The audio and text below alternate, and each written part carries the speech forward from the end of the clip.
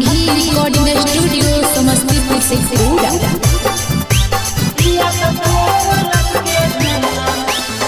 ना बता बजरिया में शॉपिंग कराई दे हो ना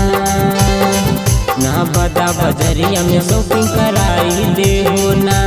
पिया के बोलत के झरना में नहवाई दे हो ना पिया के बोलत के झरना में नहवाई दे हो ना मनवा के श्रद्धा हमर पुराई दे हो ना दिलवा के श्रद्धा हमर पुराई दे हो ना पिया के बोलत के झरना में नहवाई दे हो ना पिया के बोलत के झरना में नहवाई दे हो ना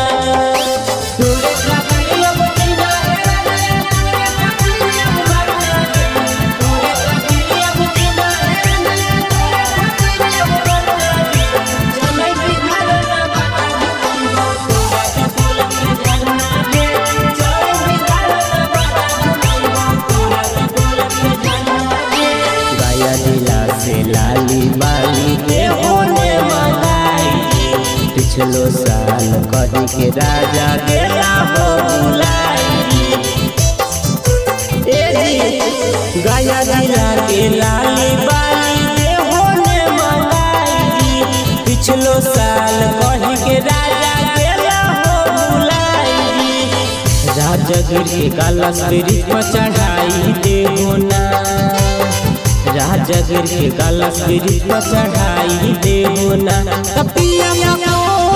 के झरना में नहवाई दे हो ना पिया के झरना में नहवाई दे हो ना जय बजरंगबली भोला जय बजरंगबली भोला जय बजरंगबली भोला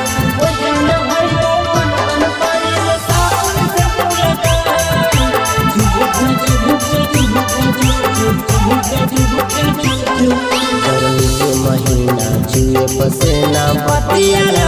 मान जी बुद्धू दीवाना धनिया पदे